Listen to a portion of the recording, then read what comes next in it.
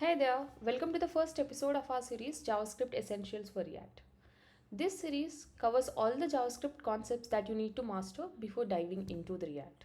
If you're someone looking to learn React, Angular, or any other front-end framework or library, a solid understanding of JavaScript is essential. However, JavaScript itself is a vast topic to master.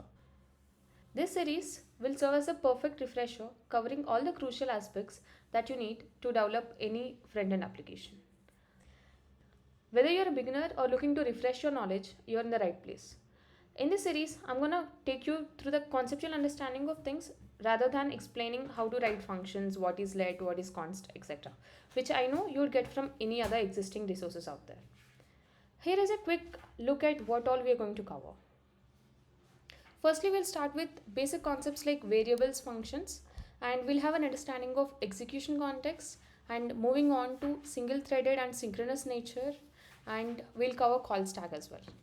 Post that, we'll be covering data types and operators, this keyword, and we'll move ahead with objects and arrays, which is a very crucial topic, and we'll cover the basic operations that we can do with these, like destructuring, spread and rest operators, deep and shallow comparisons, etc. Once this is done, we'll move ahead with understanding asynchronous behavior in JavaScript. Firstly, we'll start with callbacks and then we'll continue with promises and async await. We'll also cover how to do error handling, try catch, and we'll also write few examples using fetch API.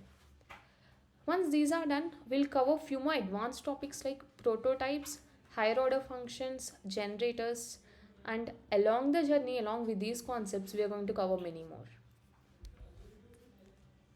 Additionally, I have created a comprehensive GitHub repository that contains detailed notes and examples for each topic. You can find the link for this repository in the description box. This resource will be incredibly helpful for you to follow along, or in fact you want to review concepts, or in case you want to practice on your own. So be sure to check it out. By the end of this series, you will have a very solid understanding of JavaScript and you will be ready to tackle React with confidence. In fact, it's just not React, any other front-end library or framework like Angular or Vue. Let's get started by setting up our environment. We'll be using Visual Studio Code as our code editor, and we would need Node.js to run our JavaScript code outside browser. Let's get started by installing both of these. To install Visual Studio Code, I'm going to type install Visual Studio Code, and the first site would be the official one, and as per your OS operating system you can download it here. I'm downloading it for Mac, and here you can see the download. This is going to take 55 seconds. Let's wait for it.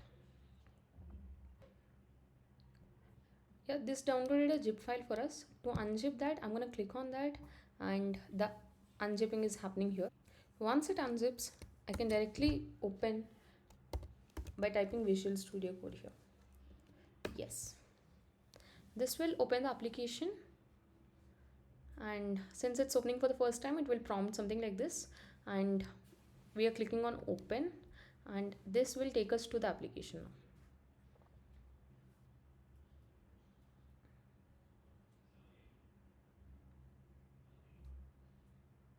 Yes, our IDE is ready now, and let's move ahead with installing Node.js.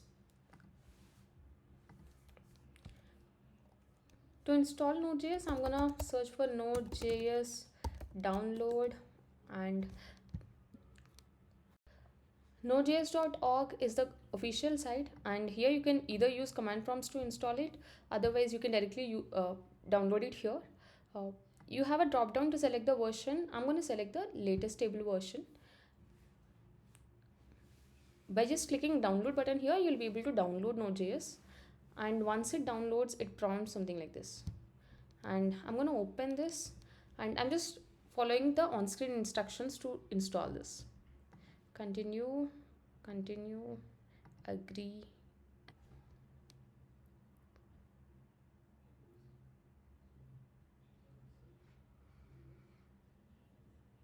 Yes, it says the installation was completed successfully, so we can close this. To verify this, we can head on to the terminal and we can type node space -v. If you're able to see the version number here, then it means node installation is successful. Along with node, let's check for npm as well. Npm space -v will give us our npm version. With this, our environmental setup is ready to get started. We'll be covering a lot of core JavaScript concepts in the later on videos, so stay tuned and see you in the next video.